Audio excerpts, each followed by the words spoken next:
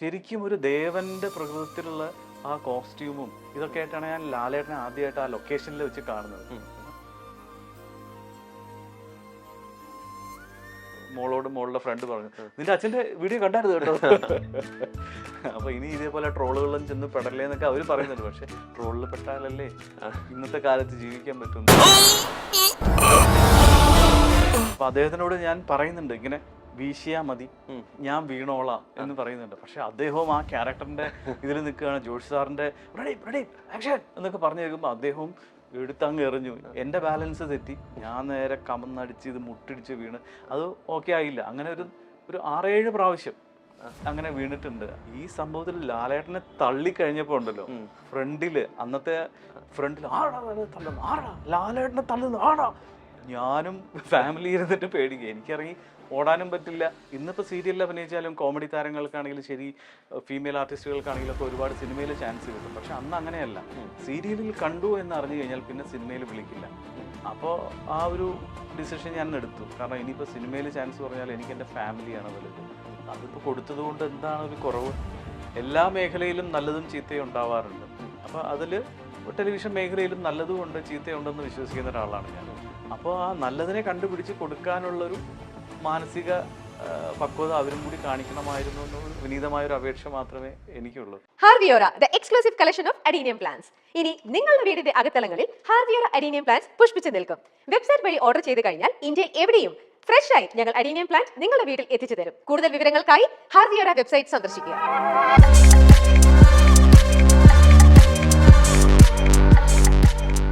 നമസ്കാരം. മൈൽസ്റ്റോൺ മേക്കേഴ്സിന്റെ എല്ലാ പ്രിയ പ്രേക്ഷകർക്കും മൈൽസ്റ്റോൺ മേക്കേഴ്സ് ആഴങ്ങളിൽ എന്ന സീരീസിന്റെ പുതിയ എപ്പിസോഡിലേക്ക് ഹാർദമായ സ്വാഗതം. മലയാളി പ്രേക്ഷകർക്ക്, മലയാളികളുടെ സിനിമ ടെലിവിഷൻ പ്രേക്ഷകർക്ക് എല്ലാവർക്കും സുപരിചിതമായ സുമുഖമായ ഒരു മുഖം, പ്രിയതാരം ശരത് ദാസ് ആണ് നമ്മോടൊപ്പം ചേരുന്നത്. ശരത്, നമസ്കാരം. നമസ്കാരം. Hearty welcome to Milestone Makers. എനിക്ക് ഇങ്ങനെ അശ്വിൻ നമ്മുടെയൊക്കെ ഇത്ര ആരാധകനാണെന്നുള്ളത് എനിക്ക് ഇപ്പോഴാണ് മനസ്സിലായത്. കാരണം ഒരേ കളർ ഷർട്ട് ഇട്ടിട്ട് ഞാൻ എന്ത് ചെയ്യുന്നത് നോക്കി നടക്കും.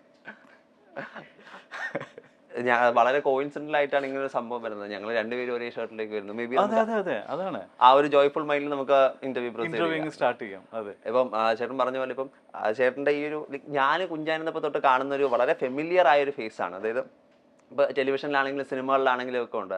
ചേട്ടന്റെ കരിയർ നോക്കുകയാണെങ്കിൽ ഒരു ഓൾമോസ്റ്റ് 30 years ഒക്കെ വരുന്ന ഒരു സ്പാനാണ്. കരിയറിന്റെ ഈ പോയിന്റിൽ എത്തി നിൽക്കുമ്പോൾ എങ്ങനെയാണ് ഒന്ന് തിരിഞ്ഞു നോക്കുമ്പോൾ എന്താണ് ഫീൽ ചെയ്യുന്നത്? അല്ല, അത് നല്ല റിച്ച് ആയിട്ടുള്ള എക്സ്പീരിയൻസ്. അതാണ് എനിക്ക് ആദ്യം തോന്നുന്നത്. ഇപ്പോഴത്തെ ജനറേഷനെ അപേക്ഷിച്ച് നോക്കുകയാണെങ്കിൽ ഇപ്പോൾ ഇപ്പോൾ ഫിലിം എന്ന് കേട്ടിട്ടേ ഉണ്ടാവുള്ളൂ, അവർ കണ്ടിട്ടുണ്ടാവില്ല. പക്ഷെ ഞാൻ ആ ഫിലിമിലാണ് അഭിനയിച്ച് പഠിച്ച് വളർന്ന ഒരു ഇത്. പിന്നെ അങ്ങനെ നോക്കുകയാണെങ്കിൽ ഇപ്പോൾ എൻ്റെ ആദ്യത്തെ ചലച്ചിത്രം സ്വം, അത് പകുതി ഒരു 70 to 75% കളറിലും ബാക്കി ആണ്, 70 to 75% ബ്ലാക്ക് ആൻഡ് വൈറ്റിലും ബാക്കിയുള്ളതാണ് കളറിലും ഉണ്ട്. അപ്പോൾ ആ ബ്ലാക്ക് ആൻഡ് വൈറ്റ് ഇത് ഫിലിംസ് അന്ന് കിട്ടാനുണ്ടായിരുന്നില്ല. അപ്പോൾ ഷിൻലേഴ്സ് ലിസ്റ്റ് എന്ന് പറഞ്ഞ സ്പീൽബർഗ് അദ്ദേഹത്തിൻ്റെ സിനിമയുടെ ബാക്കി വന്ന റോള് ഷാജിയൻ കരുൺ സാറ് ആവശ്യപ്പെട്ടിട്ട് അങ്ങനെ വരുത്തിച്ചിട്ട് ആണ് നമ്മുടെ സിനിമ ഷൂട്ട് ചെയ്തത്. അപ്പോൾ ഒരു ഇൻ്റർനാഷണൽ അഫിലിയേഷൻ അന്നേ ഉണ്ടായിരുന്നു എന്ന് പറയാം. അപ്പോൾ ആ ഒരു അഫിലിയേഷനൊക്കെ ഇപ്പോഴത്തെ ജനറേഷൻ എത്രത്തോളം ഉണ്ട് എന്നുള്ള കാര്യത്തിൽ സംശയമുണ്ട്. അപ്പോൾ അത്രയൊരു റിച്ച് ആയിട്ടുള്ള ഒരു എക്സ്പീരിയൻസ് എനിക്ക് തന്നതാണ് അതാണ് ഞാൻ കാണുന്നത്, ആ റിച്ച് എക്സ്പീരിയൻസ്. പ്രിയ പ്രേക്ഷകരോട് പറയുകയാണ്, ഇപ്പം ശരത്തേട്ടൻ അഭിനയിച്ച ആദ്യത്തെ സിനിമ സ്വം എന്നുള്ളത് നമ്മുടെ കാൻസ് ഫിലിം ഫെസ്റ്റിവലിൽ ഇന്ത്യയിൽ ആദ്യമായിട്ട് കാൻ ഫെസ്റ്റിവലിലേക്ക് പോയ ഒരു ചലച്ചിത്രമാണ് എന്ന് വേണമെങ്കിൽ പറയാം. സ്വം എന്നുള്ളത് അപ്പോൾ അത് അഭിനയിക്കുമ്പോൾ ചേട്ടനിക്ക് വന്നൊരു ടീനേജ് ആ ഒരു സമയത്തൊക്കെയാണ്. എൻ്റെ 14-15 ഏജിലാണ് എൻ്റെ ആ ചലച്ചിത്രം ഞാൻ അഭിനയിക്കുന്നത്. അപ്പൊ ആ ഒരു സമയത്ത് നമുക്കൊരു ആക്ടിങ് എന്താണെന്നോ ഫിലിം എന്താണെന്നോ നമുക്ക് എത്രത്തോളം ആ ഒരു സംഭവം, അപ്പൊ ആ ഒരു സമയത്തെ ആക്ടിങ് എക്സ്പീരിയൻസ്, അതിന് സ്വം എന്നുള്ള സിനിമയുടെ ആക്ടിങ് എക്സ്പീരിയൻസ് എങ്ങനെയായിരുന്നു? അത് എല്ലാം ഇപ്പൊ ഞാൻ എപ്പോഴും പറയാറുണ്ട്, ആ സിനിമയിൽ സ്വം എന്നുള്ള സിനിമയിൽ എന്തൊക്കെ നല്ലതുണ്ടോ അതൊക്കെ ഡയറക്ടറുടെ കഴിവാണ്.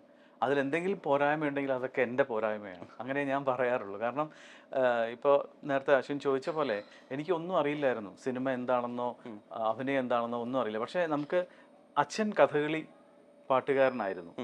അപ്പോൾ കഥകളി ഒരുപാട് ഞാൻ കണ്ടിട്ടുണ്ട്. പിന്നെ കുറച്ച് കഥകളി ഞാൻ അഭ്യസിച്ചിട്ടുണ്ട്. അപ്പോൾ ഈ കഥകളിയുടെ പാട്ടുകാരൻ എന്ന് പറയുമ്പോൾ അഭിനേതാവ് എന്ത് അഭിനയിക്കുന്നോ അതിനെ സംഗീതത്തിലൂടെ അവതരിപ്പിക്കുന്നതാണ് അച്ഛൻ ചെയ്തിരുന്നത്.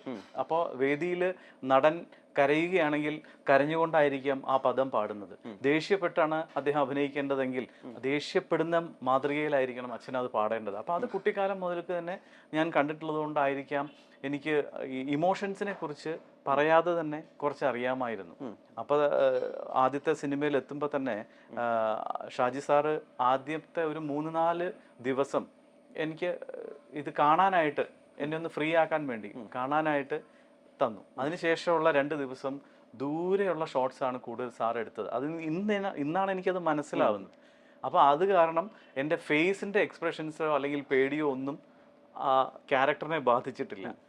വേണ്ട ഷോട്ട്സ് ആണ് സാർ എടുത്തിരിക്കുന്നത്, വൈഡ് ഷോട്ട്സ് ആണ് എടുത്തത്. പിന്നീട് പതുക്കെയാണ് ക്ലോസപ്പിലേക്ക് 5-ാമത്തെ 6-ാമത്തെ ദിവസം മുതലാണ് നമുക്ക് കൂടുതൽ ക്ലോസപ്പ് ഷോട്ട്സ് ഒക്കെ എടുത്ത് തുടങ്ങിയത്. അപ്പോൾ തന്നെ എനിക്കൊന്ന് റിലാക്സ് ആവാനും അത് മനസ്സിലാക്കാനും ഒക്കെയുള്ള ആ അവസരം ഷാജി സാറ് തന്നു. അപ്പോൾ അതുകൊണ്ടാണ് ഞാൻ പറഞ്ഞത് അതിൽ നന്മ എന്തുണ്ടോ അത് മുഴുവൻ സാറിൻ്റെയാണ്. ഇതിലിപ്പോ ചേട്ടൻ പറയുന്ന ഒരു പോയിന്റ് ചേട്ടൻ്റെ ഫാദറിനോടൊപ്പം കൂടി ആക്ട് ചെയ്യാൻ പറ്റി എന്നുള്ളതാണ്. ഇപ്പം ഹരിദാസ് സാറുമായിട്ട് അപ്പോൾ ഒരു ഫാമിലിയിൽ നമുക്ക് ഉറപ്പായിട്ട് ഒരു ബോണ്ടിങ് ഉണ്ടാവും. സ്ക്രീനിലേക്ക് വരുമ്പോൾ അല്ലെങ്കിൽ ഒന്നിച്ചൊരു സിനിമയിൽ വർക്ക് ചെയ്യുമ്പോൾ എക്സ്പീരിയൻസ് എങ്ങനെയുണ്ടായിരുന്നു? അത് വളരെ രസകരമായതുമാണ്, പിന്നീട് അല്പം വിഷമിപ്പിക്കുന്നതുമായിട്ടുള്ള എക്സ്പീരിയൻസും ഉണ്ട്. കാരണം രസകരമായതെന്ന് പറയാൻ നമുക്ക് പേടിയില്ലായിരുന്നു. ലൊക്കേഷനിൽ അച്ഛനുണ്ട്, പിന്നെ വല്യച്ഛനുണ്ട്, വെൺമണി വിഷ്ണു. അദ്ദേഹം all India radio news reader ആയിരുന്നു. പിന്നെ പിറവി എന്നുള്ള സിനിമയിൽ, ഷാജി സാറിൻ്റെ സിനിമയിൽ പ്രേംജി അദ്ദേഹത്തിന് ഡബ് ചെയ്ത് അവാർഡ് കിട്ടിയ അദ്ദേഹമാണ്. അപ്പോൾ വല്യച്ഛനും ഉണ്ടായിരുന്നു. അപ്പോൾ നമുക്ക് 3 പേർക്കും കൂടി ഒരു ഇതാണ് തന്നിരുന്നത്, ഒരു താമസിക്കാനായിട്ടുള്ളത്. അപ്പോൾ അങ്ങനെ ആയതുകൊണ്ട് വീട്ടിൽ നിന്ന് മാറി നിൽക്കുന്ന ഒരു ഫീലൊന്നും ഇല്ല. പിന്നെ എന്തുണ്ടെങ്കിലും അച്ഛനോട് ചോദിക്കാം, വല്യച്ഛനുണ്ട് ഇവിടെ. അതിനുശേഷം എന്ന് വെച്ചാൽ ആ സിനിമയിൽ സ്വമ്മിൽ എൻ്റെ അച്ഛൻ്റെ കഥാപാത്രം മരിക്കുന്നുണ്ട്. അപ്പോൾ മരിച്ച് പിറ്റേ ദിവസം നമുക്ക് അങ്ങനെ ഒരു ചടങ്ങുണ്ട് ബ്രാഹ്മിൺസിന്. പിറ്റേ ദിവസം രാവിലെ പോയി എല്ലെടുക്കുക, പാലിൽ മുക്കി ഈ സൂര്യനെ കാണിക്കുക എന്നൊക്കെയുള്ള ചടങ്ങുണ്ട്. അത് എൻ്റെ റിയൽ ലൈഫിൽ ഉണ്ടായപ്പോൾ, അന്ന് സിനിമയുടെ ഷൂട്ടിങ്ങിൻ്റെ സമയത്തായിരുന്നപ്പോൾ അച്ഛൻ അവിടെ മാറി നിൽക്കുന്നുണ്ടായിരുന്നു അസ്ഥി എടുക്കുന്നതായിട്ട് അഭിനയിക്കുമ്പോൾ. പക്ഷെ റിയൽ ലൈഫിൽ എടുക്കുമ്പോൾ എനിക്ക് പെട്ടെന്ന് ഓർമ്മ വന്നത് ഈ സ്വമ്മിൻ്റെ ആ ഒരു ചിന്തയാണ്. കാരണം അന്ന് അച്ഛൻ ഉണ്ടായിരുന്നു ദൂരെ, പക്ഷെ ഇന്ന് അച്ഛനില്ല അടുത്ത്. ആ ഒരു എന്താ പറയുക, അതൊരു അഭിനേതാവിന് മാത്രം അനുഭവിക്കാൻ കഴിയുന്നൊരു വിഷമം. അത് കഴിഞ്ഞിട്ട് പിന്നെ അടുത്ത വർഷം വരുന്നത് ഇബ്നു ആണ്. കൊമേഴ്ഷ്യൽ, ആദ്യത്തെ കൊമേഴ്ഷ്യൽ സക്സസ് ആയിട്ട്, വളരെ അതും ചെറിയതല്ല, വളരെ വലിയൊരു കൊമേഴ്ഷ്യൽ സക്സസ് ആയിട്ട് മാറിയാണ് പത്രം എന്നുള്ള സിനിമ. ഈ ആദർശ ജേർണലിസ്റ്റിന്റെ ഒക്കെ ഒരു എക്സ്ട്രാ ബൂസ്റ്റ് എന്നൊക്കെ പറയാൻ പറ്റുന്ന രീതിയിൽ അതില് ചേട്ടൻ അഭിനയിക്കുന്ന സീൻസ് ഒക്കെ വളരെ ഇമ്പോർട്ടന്റ് ആയിട്ടുള്ള, വളരെ മീറ്റി ആയിട്ടുള്ള സീൻസ് ആണ്. ഇപ്പം മഞ്ജു ചേച്ചിയുടെ ഉള്ള സീൻ, സുരേഷ് ഗോപി സാറിന്റെ ഉള്ള സീൻ, ഈവൻ ഇന്ന് ക്ലൈമാക്സിൽ വരെ ചേട്ടനൊരു വളരെ ഇതായിട്ട് വരുന്നുണ്ട്. അപ്പം പത്രത്തിന്റെ ആ ഒരു ഫുൾ ഫ്ലെഡ്ജ്ഡ് ആയിട്ടുള്ള ആ ഒരു മോഡ് എങ്ങനെയായിരുന്നു, ആ ഒരു എക്സ്പീരിയൻസ്? അതും എനിക്ക് വളരെ അനുഭവം, എന്നും ഓർമ്മയിൽ നിൽക്കുന്ന അനുഭവങ്ങളുള്ള ഒരു സിനിമയാണ് പത്രം. അത് തുടക്കം മുതൽ തന്നെ അഭിനയിക്കുന്നത് പല ആർട്ടിസ്റ്റുകളെ നോക്കിയിട്ടാണ്. സ്ക്രീൻ ടെസ്റ്റൊക്കെ ഉണ്ടായിരുന്നു. അപ്പോൾ ഞാൻ ലൊക്കേഷനിലേക്ക് പോയി. അപ്പോൾ എന്നോടും ഇതേപോലെ 1-2 ഷോട്ട് അഭിനയിക്കാൻ പറഞ്ഞു. എന്നിട്ട് അത് വീഡിയോ ഷൂട്ട് ചെയ്തു. എന്നിട്ട് 2 ദിവസം കഴിഞ്ഞിട്ടാണ് പറയുന്നത്, ശരത്ത് പോണ്ട, എറണാകുളത്താണ്, ഞാൻ തിരുവനന്തപുരത്ത് നിന്നാണ് വന്നത് ഇതിന് വേണ്ടിയിട്ട്, പോണ്ട, ഫിക്സാണ് ക്യാരക്ടർ എന്ന് പറഞ്ഞിട്ട്. അങ്ങനെ അഭിനയിച്ച് തുടങ്ങുമ്പോഴാണ് മഞ്ജുവിൻ്റെ കൂടെയുള്ള സീക്വൻസ് ആണ്. അതുകൂടാതെ സുരേഷ് ഏട്ടൻ്റെ കൂടെയുള്ളതാണ്, മുരളിയേട്ടൻ, NF വർഗീസ് ഏട്ടൻ, അങ്ങനെ ഒരു വലിയ. പിന്നീട് ഷൂട്ടിംഗ് ഒക്കെ കഴിഞ്ഞപ്പോൾ ജോഷി സാറ് ഭാഗ്യത്തിന് ചീത്തയൊന്നും പറഞ്ഞില്ല, എല്ലാം വെരി ഗുഡ് എന്നുള്ളൊരു ഇത് അല്ലെങ്കിൽ പറയിപ്പിക്കാനുള്ളൊരു ഭാഗ്യം എനിക്ക് കിട്ടിയിട്ടുണ്ട്. അതിനുശേഷം സിനിമ ഇറങ്ങാനായിട്ടാണ് ഒരുപാട് പ്രശ്നം ഉണ്ടായത്. അതിൽ പല മുഖ്യധാര ഇതിലും വന്നിട്ടില്ലായിരുന്നു. അതായത് പത്രം എന്ന് പറയുന്ന സിനിമ റിലീസാവുന്നത് പല പത്രങ്ങളിലും കൊടുത്തിരുന്നില്ല. കാരണം ആ ഒരു സബ്ജക്റ്റ് അങ്ങനെ ആയതുകൊണ്ട്. എന്നിട്ട് കൂടി ആൾക്കാരത് കണ്ട് അക്സെപ്റ്റ് ചെയ്ത് അതിനെ വളരെയധികം ഹിറ്റാക്കി മാറ്റുകയുണ്ടായി. അപ്പോൾ അത് ശരിക്കും പറഞ്ഞാൽ സമൂഹത്തിനോട് എതിരെ നിൽക്കുന്ന ശക്തമായൊരു പ്രമേയം തന്നെയായിരുന്നു. പ്രൊഡ്യൂസറുടെ ഭാഗത്തുനിന്നും അതെ, സംവിധായകൻ്റെ ഭാഗത്തുനിന്നും ഒക്കെ, എഴുത്തുകാരൻ്റെ രഞ്ജി പണിക്കരേട്ടൻ്റെ ഒക്കെ ഭാഗത്തുനിന്നും അത്ര സ്ട്രോങ് ആയ ഒരു വിൽ പവർ ഉള്ളതുകൊണ്ടാണ് ആ സിനിമ ഇറങ്ങിയത് തന്നെ എന്ന് വേണമെങ്കിൽ പറയാം. അതിന്റെ ഇപ്പൊ ചേട്ടൻ തന്നെ പറഞ്ഞ അതിലൊരു ഒത്തിരി എക്സ്പീരിയൻസ് ഉണ്ടായിരുന്നു. അത് അവിടുത്തെ ഏതെങ്കിലും ഒരു എക്സ്പീരിയൻസ് നമ്മുടെ ഓഡിയൻസുമായിട്ടൊന്ന് ഷെയർ ചെയ്യാൻ? അത് എപ്പോഴും ഓർമ്മ വരുന്ന ആ ഒരു സംഭവം അടി കൊള്ളുന്ന സംഭവം തന്നെയാണ്. അത് ഇപ്പോഴും എനിക്ക് ആ വേദന ചെറുതായിട്ട് ഇവിടെ ഉണ്ട്. കാരണം വെച്ചാൽ നമ്മുടെ സ്ഫടികൻ ജോർജ് ചേട്ടനാണ് അതിൽ ആ ക്യാരക്ടർ ചെയ്തിരുന്നത്. അപ്പൊ അദ്ദേഹത്തിനോട് ഞാൻ പറയുന്നുണ്ട് ഇങ്ങനെ വീശിയാ മതി, ഞാൻ വീണോളാം എന്ന് പറയുന്നുണ്ട്. പക്ഷെ അദ്ദേഹവും ആ ക്യാരക്ടറിന്റെ ഇതിൽ നിൽക്കുകയാണ്. ജോഷി സാറിന്റെ റെഡി റെഡി ആക്ഷൻ എന്നൊക്കെ പറഞ്ഞു കേൾക്കുമ്പോൾ അദ്ദേഹവും എടുത്തങ്ങ് എറിഞ്ഞു. എൻ്റെ ബാലൻസ് തെറ്റി, ഞാൻ നേരെ കമന്നടിച്ച് ഇത് മുട്ടിടിച്ച് വീണ് അത് ഓക്കെ ആയില്ല. അങ്ങനെ ഒരു 6-7 പ്രാവശ്യം അങ്ങനെ വീണിട്ടുണ്ട്. അപ്പൊ അതൊക്കെ വേദന സഹിച്ച് കയ്യടി നേടിയ കഥാപാത്രം തന്നെയാണ് ഇബ്നു. അതാണ് എനിക്ക് പെട്ടെന്ന് ഓർമ്മ കിട്ടുന്നത്. ഓക്കെ.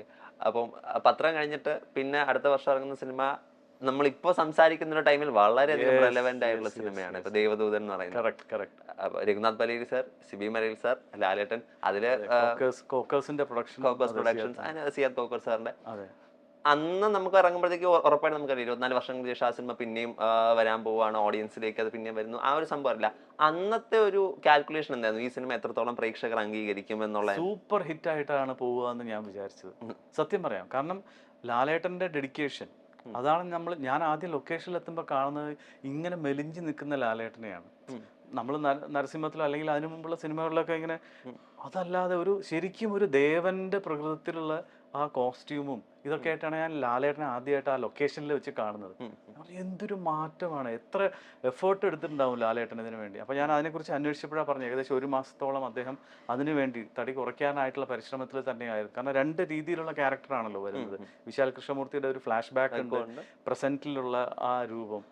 അപ്പോൾ ആ ഡെഡിക്കേഷൻ, പിന്നെ എത്ര സമയം. ഇപ്പൊ വാനപ്രസ്ഥം എന്നുള്ള സിനിമയിൽ എൻ്റെ അച്ഛൻ അഭിനയിച്ചിട്ടുണ്ട്. അപ്പൊ അതിൽ തന്നെ എൻ്റെ അച്ഛൻ പറയാറുണ്ട്, രാത്രി ഇപ്പൊ 11 മണി 12 മണിക്കൊക്കെ ഷൂട്ടിംഗ് കഴിഞ്ഞാലും ഇവര് വീട്ടിലേക്ക് വരും. എന്നിട്ട് ഇവര് രാവിലെ 9 മണിക്ക് എത്തുമ്പോഴേക്കും രാവിലെ 4 മണി മുതൽ ഈ മനയോല കെട്ടി ആ വേഷം കെട്ടാനായിട്ട് ലാലേട്ടൻ അവിടെ റെഡിയാണ്.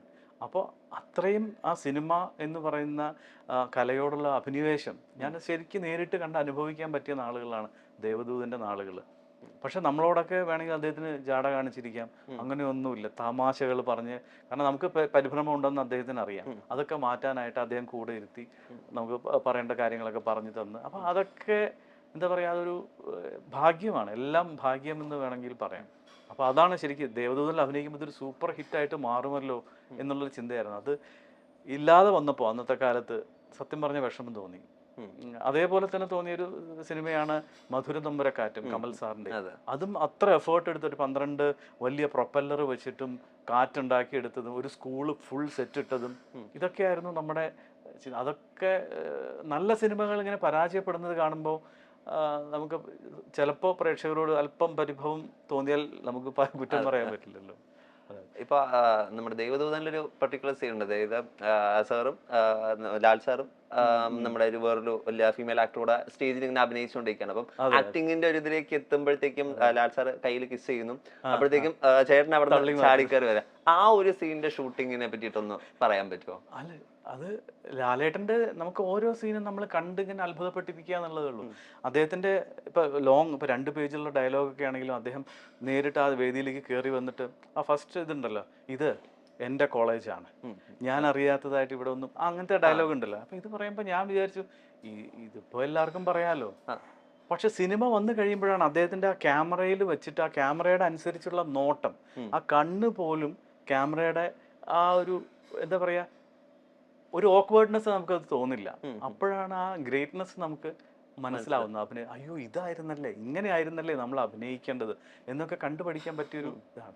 പിന്നെ ഈ പറഞ്ഞ സംഭവം ഉണ്ടല്ലോ, അത് ഷൂട്ടിങ്ങിനേക്കാൾ ഉപരി തിയേറ്ററിൽ എനിക്ക് പേടി ജനിപ്പിച്ചൊരു സംഭവമാണ്. സത്യം, നമ്മൾ അച്ഛൻ, അമ്മ, അനിയൻ, നമ്മുടെ ഫ്രണ്ട്സ് എല്ലാവരുമായിട്ടാണ് നമ്മൾ ദേവദൂതൻ ആദ്യം തിയേറ്ററിൽ പോകുന്നത്.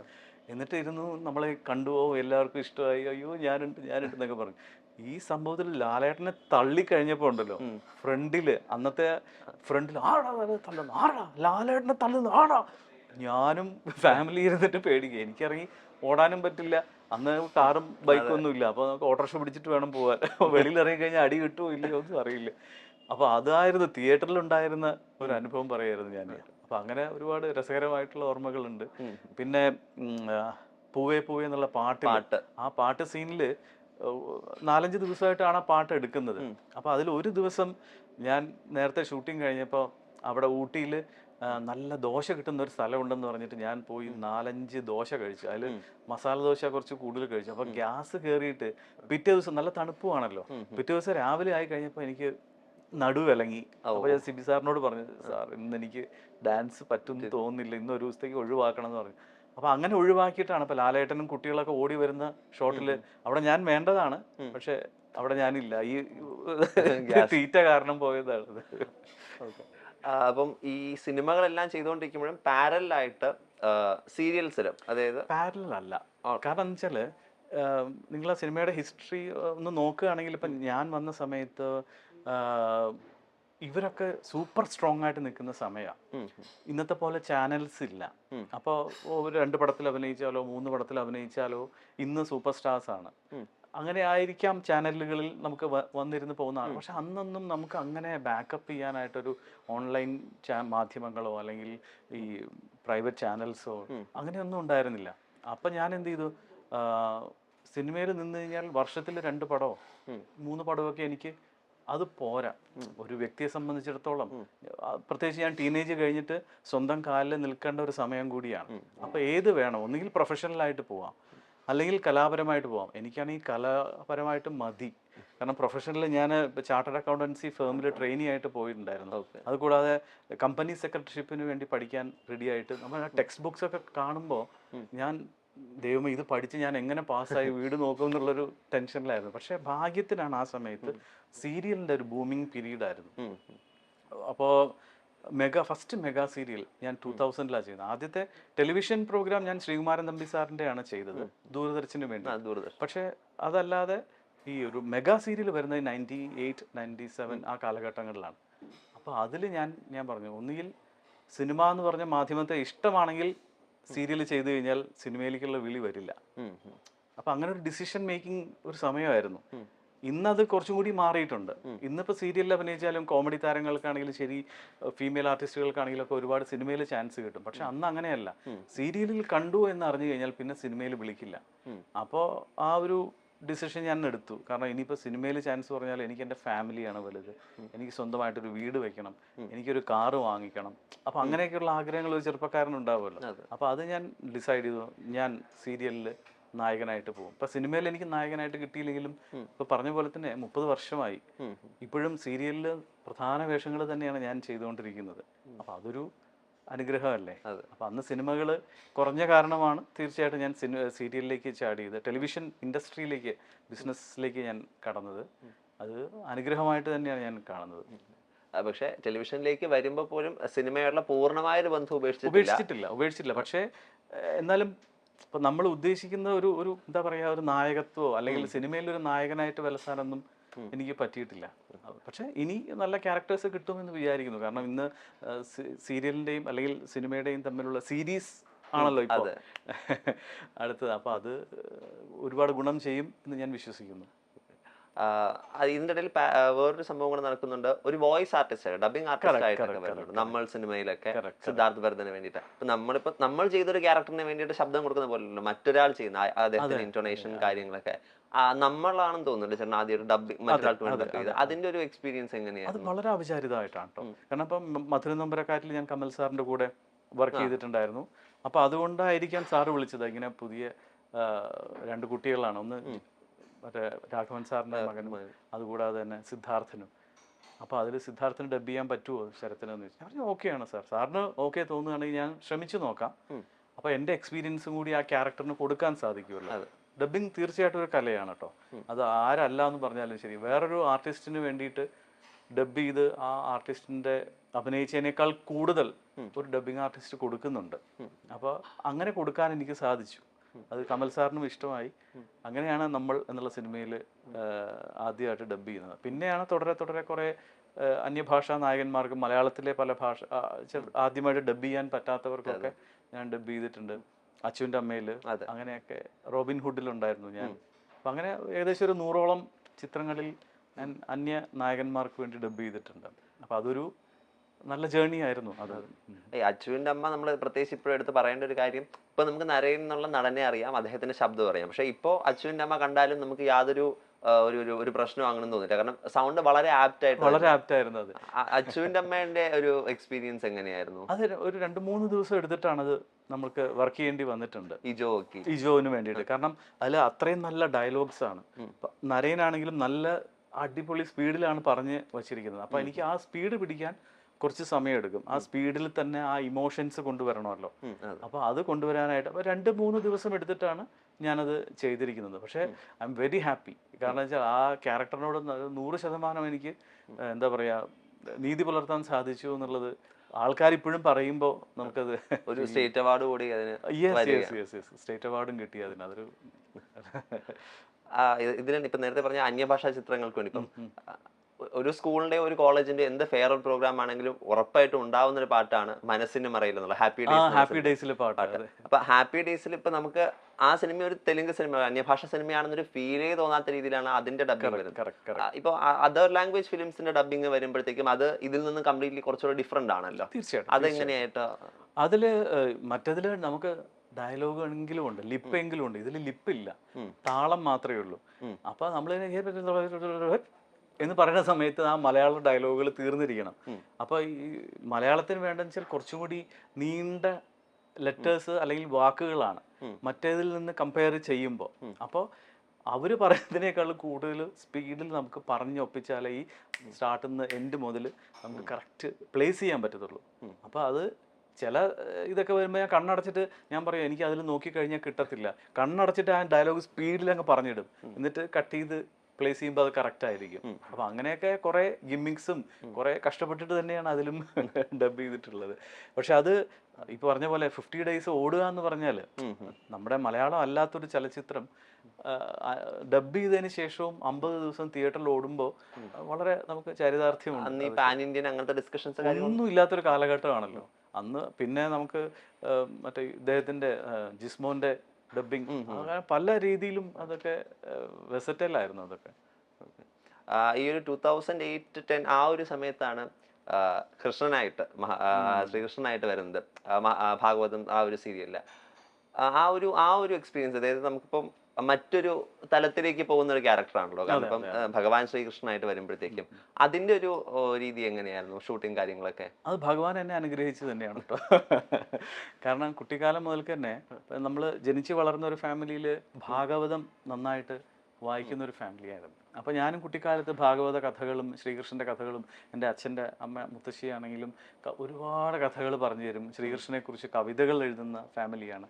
അപ്പോൾ അതൊക്കെ കേട്ട് വളർന്ന കാരണമായിരിക്കാം എനിക്ക് ഈ ഒരു കഥാപാത്രം അല്ലെങ്കിൽ ശ്രീകൃഷ്ണനെ അവതരിപ്പിക്കാൻ പറ്റിയതും. എന്താണ് ഭക്തിയോട് കൂടിയിട്ട് ഭക്തർക്ക് വേണ്ടതെന്ന് മനസ്സിലാക്കാൻ എനിക്ക് സാധിച്ചു. അപ്പോൾ അത് കാരണം അതനുസരിച്ചായിരുന്നു ഞാൻ അഭിനയിച്ചത്. പിന്നീട് തുടർന്നും സീരിയൽ യാത്രകൾ ഇങ്ങനെ മുന്നോട്ട് പോയിക്കൊണ്ടിരിക്കുകയായിരുന്നു. അപ്പോഴാണ് ഒരു 2010s ഏറ്റവും ലാസ്റ്റിലേക്ക് വരുമ്പോഴത്തേക്കും ഭ്രമണം എന്ന് പറയുന്ന ഒരു സീരിയലിലേക്ക് വരുന്നത്. ഒരുപാട് എന്ന് വെച്ചാൽ അതിലൊരു ആ ക്യാരക്ടറിന്റെ ചേട്ടൻ അവതരിപ്പിച്ചൊരു ക്യാരക്ടറിന്റെ ഡെത്തിന്റെ സീൻ വെച്ചിട്ട് ഒത്തിരി ട്രോളും കാര്യങ്ങളും ഒക്കെ അന്ന് സമയത്ത് വന്നിരുന്നു. 5 years എനിക്കൊന്ന് അത് റിലീസായിട്ട് 5 വർഷം കഴിയുന്നു, 5 വർഷം കഴിയുന്നു എന്ന് തോന്നുന്നു. ഇപ്പൊ 5 വർഷങ്ങൾക്ക് ഇപ്പോഴും ആ ഒരു ട്രോളിനെ എങ്ങനെയാണ്? അടിപൊളിയല്ലേ? അല്ല, അത് ശരിക്കും ഫസ്റ്റ് ഓഫ് ഓൾ ആ ക്യാരക്ടർ എനിക്ക് തന്നതിൽ ഞാൻ ജോയ്സി സാറിനോട് വളരെ മനോരമയോടും ഒക്കെ ഞാൻ നന്ദി പറയാം.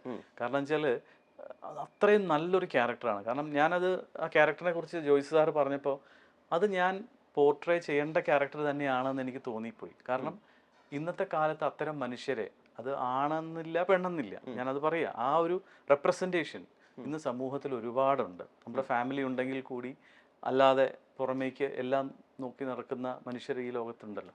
അപ്പോൾ ആ ഒരു ക്യാരക്ടർ പോർട്രേ ചെയ്ത് കഴിഞ്ഞാൽ നല്ലതായിരിക്കും എന്ന് എനിക്ക് തോന്നുന്നു. പക്ഷെ അഭിനയത്തിൻ്റെ കാര്യത്തിലൊന്നും എനിക്കിപ്പോഴും ചോദിക്കുന്ന ആൾക്കാരോടൊന്നും ഒരു പരാതിയും കേട്ടിട്ടില്ല കേട്ടോ. പക്ഷെ ഈ ഒരു കാര്യം അത് ഏതോ ഒരു വിദ്വാൻ ആരാണ് തുടക്കമിട്ടത് എനിക്കറിയില്ല, ആ ഒരു വെടികൊണ്ട സ്ഥലത്ത് നമുക്ക് ഇങ്ങനെ വീണു പോയ സമയത്ത് ഒന്ന് പഞ്ച് ചെയ്തിട്ട് അന്ന് തുടങ്ങിയതാണ്. അയ്യോ, ആദ്യത്തെ 1-2 ആഴ്ച ഒരു രക്ഷയില്ലായിരുന്നു കേട്ടോ എനിക്ക്.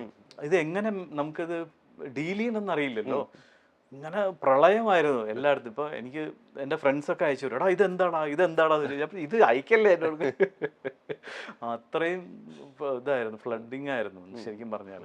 അപ്പോൾ പക്ഷെ ഇപ്പൊ ആലോചിക്കുമ്പോൾ അത് വളരെ നല്ലതാണ് എന്ന് തോന്നി. കാരണം ഒരു മനുഷ്യന്റെ ഉയർച്ചയ്ക്ക് ഇത്തരം ട്രോളുകൾ വളരെ ആവശ്യമാണ്. ഇപ്പൊ നല്ല കഥാപാത്രങ്ങളെ നമ്മൾ ചെയ്യുമ്പോൾ നല്ലതാണ് എന്ന് പറഞ്ഞ് നമ്മളെ അഭിനന്ദിക്കുന്ന പ്രേക്ഷകർക്ക് നമ്മുടെ എന്തെങ്കിലും കണ്ട് മോശമായാൽ അത് മോശമാണ് എന്ന് പറയാനുള്ള അധികാരം അവർക്കുണ്ടല്ലോ. അപ്പൊ അതിന്റെ ഭാഗമായിട്ടുള്ള ഒരു കാര്യമായിട്ട് ഞാൻ അത് കണക്കാക്കുന്നുള്ളൂ. എന്തായാലും പക്ഷെ ഇത് ആദ്യം തുടങ്ങിയ ആൾക്ക് നല്ല നമസ്കാരം. പക്ഷെ ആ ഒരു സമയത്ത് ചേട്ടന്റെ ഒരു ഫാമിലി ലൈഫിൽ ഇതൊരു ഘടകമായി. കാരണം അത് മൊത്തത്തില് ഒരാളെ ബാധിക്കുമ്പോൾ അത് മൊത്തം ബാധിക്കുമല്ലോ. പിന്നെ അതങ്ങായിട്ട് അങ്ങ് അഡ്ജസ്റ്റഡ് ആയി. കുട്ടികൾക്ക് പക്ഷെ അത്ര അധികം ഫീലിംഗ് ആയോ എന്ന് ചോദിച്ചാൽ അറിയില്ല. ഇത് കണ്ട് ചിരിച്ചിട്ടുണ്ടാവും. 2 ദിവസം മുമ്പ് വരെ എൻ്റെ മോളോട് മോളുടെ ഫ്രണ്ട് പറഞ്ഞു, നിന്റെ അച്ഛൻ്റെ വീഡിയോ കണ്ടായിരുന്നു കേട്ടോ. അപ്പൊ ഇനി ഇതേപോലെ ട്രോളുകളിലും ചെന്ന് പെടല്ലേ എന്നൊക്കെ അവര് പറയുന്നുണ്ട്. പക്ഷെ ട്രോളിൽ പെട്ടാലല്ലേ ഇന്നത്തെ കാലത്ത് ജീവിക്കാൻ പറ്റും എന്ന് പറയുന്നത്. ഇതിപ്പോ റീസെന്റ് ആയിട്ട് മറ്റേ ഒരു ഹിന്ദി ഫിലിം ബഡേ മിയാൻ ചോട്ടെ മിയാന്റെ വെച്ചിട്ട് അത് കണക്ട് ചെയ്തിട്ടുണ്ട്. എവിടെയും നമ്മൾ നിറഞ്ഞു നിൽക്കും. ഇപ്പൊ റീസെന്റ് ആയിട്ട് വേറൊരു കാര്യം ചോദിക്കുകയാണെന്നുണ്ടെങ്കിൽ കഴിഞ്ഞ 2-3 വർഷം വന്ന സ്റ്റേറ്റ് ടെലിവിഷൻ അവാർഡുകളിൽ പറയുകയുണ്ടായത് ഒരു ബെസ്റ്റ് സീരിയൽ, മികച്ച സീരിയലിന് ഒരു അവാർഡായിട്ട് കൊടുത്തിട്ടുണ്ടായിരുന്നില്ല. പറഞ്ഞത് ആ ഒരു ക്വാളിറ്റിയിലുള്ള ഒരു ഇഷ്യൂസ് ആണ് ജൂറി പലപ്പോഴും ചൂണ്ടിക്കാണിച്ചിരുന്നത്.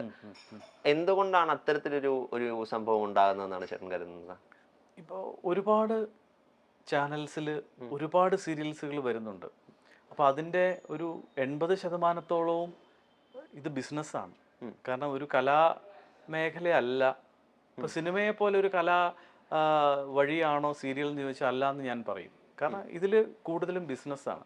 കാരണം ഇതിപ്പോൾ ആൾക്കാരെ നന്നാക്കാനോ അല്ലെങ്കിൽ നമ്മുടെ ഒരു കഴിവ് കാണിക്കാനോ ഒന്നുമല്ല സീരിയൽ ഇൻഡസ്ട്രി നിലനിൽക്കുന്നത്. അതെങ്ങനെയാണെന്ന് വെച്ച് കഴിഞ്ഞാൽ നമുക്ക് എങ്ങനെ ആൾക്കാരെ ഇതിൽ പിടിച്ചിരുത്താം, ഇത്ര എപ്പിസോഡ്സ് കൊണ്ടുപോയാലേ പ്രൊഡ്യൂസർക്ക് ലാഭമുണ്ട്. ഇപ്പോൾ അറ്റ്ലീസ്റ്റ് ഈ കാശിറക്കുന്ന ആ പ്രൊഡ്യൂസർക്ക് ഒരു 200 എപ്പിസോഡ്സ് എങ്കിലും പോയാൽ മാത്രമേ പ്രൊഡ്യൂസർക്ക് മുടക്കിയ കാശെങ്കിലും തിരിച്ചു കിട്ടുള്ളൂ. അപ്പോൾ ഒരുപാട് സീരിയൽസ് വരുന്നുണ്ട്. ഏകദേശം ഒരേ കഥയായിരിക്കാം ഒരു പക്ഷേ. കാരണം ഒരു കുടുംബത്തിൽ ഒരു അമ്മ, അച്ഛൻ, മക്കള്, അതായിട്ട് ബന്ധപ്പെട്ടിട്ടുള്ളത്, അവർ തമ്മിലുള്ള വഴക്ക്, അതൊക്കെ ആയിരിക്കാം കൂടുതൽ ഈ സീരിയൽ ഇൻഡസ്ട്രിയിൽ നമുക്ക് കാണാൻ സാധിക്കുന്നത്. അപ്പോൾ അതുകൊണ്ടായിരിക്കാം ജൂറി അങ്ങനെ ഒരു തീരുമാനം എടുത്തിട്ടുണ്ടാവുക. പക്ഷേ എന്നെ സംബന്ധിച്ചിടത്തോളം പറയുകയാണെങ്കിൽ അതിപ്പോൾ കൊടുത്തത് കൊണ്ട് എന്താണ് ഒരു കുറവ്? എല്ലാ മേഖലയിലും നല്ലതും ചീത്തയും ഉണ്ടാവാറുണ്ട്. അപ്പോൾ അതിൽ ടെലിവിഷൻ മേഖലയിലും നല്ലതുമുണ്ട് ചീത്തയുണ്ടെന്ന് വിശ്വസിക്കുന്ന ഒരാളാണ് ഞാൻ. അപ്പോൾ ആ നല്ലതിനെ കണ്ടുപിടിച്ച് കൊടുക്കാനുള്ളൊരു മാനസിക പക്വത അവരും കൂടി കാണിക്കണമായിരുന്നു എന്നൊരു വിനീതമായൊരു അപേക്ഷ മാത്രമേ എനിക്കുള്ളൂ. കാരണം അങ്ങനെ ടെലിവിഷനെ മാത്രം മാറ്റി നിർത്തേണ്ടതൊന്നല്ല. എത്രയോ ജനങ്ങളിലേക്ക് അത് ഇറങ്ങിച്ചെന്ന് എത്രയോ ആൾക്കാർക്ക് ഇന്നും ടെലിവിഷൻ എന്ന് പറഞ്ഞു കഴിഞ്ഞാൽ അതൊരു ഉപാധിയാണ്. അവരുടെ മനസ്സിനെ രഞ്ജിപ്പിക്കുന്ന ഒരു ഉപാധി തന്നെയാണ് ടെലിവിഷൻ. അപ്പോൾ അതിലുള്ള എന്താ പറയുക, നല്ലതിനെ കണ്ടെത്താൻ അത്ര വലിയ ബുദ്ധിമുട്ടുണ്ടെന്ന് എനിക്ക് തോന്നുന്നില്ല. അത് കണ്ടെത്തി നൽകണമേ എന്നുള്ളൊരു റിക്വസ്റ്റാണ് എനിക്ക് വയ്ക്കാനുള്ളത്. പൊതുവേ ഞാൻ എൻ്റെ ഇൻട്രോയിൽ പറഞ്ഞൊരു ടേം ഉണ്ട്, സുമുഖനായ നടൻ എന്നുള്ളത്. അതായത് ചേട്ടൻ്റെ ഫേസ് ഇപ്പോൾ ടെലിവിഷൻ ഓഡിയൻസ് സംബന്ധിച്ചിടത്തോളം ഭയങ്കര പ്ലീസിങ് ആയുള്ള ഫേസ് ആണ്. അത് ഒരു ആക്ടർ എന്നുള്ള നിലയിൽ ചലഞ്ച് ആയിട്ട് തോന്നിയിട്ടുണ്ട്. കാരണം ഇപ്പം വളരെ കുറച്ചാണ് ചേട്ടൻ ഒരു നെഗറ്റീവ് ഷെയ്ഡുള്ള ക്യാരക്ടേഴ്സ് ചെയ്തിട്ടുള്ളത്.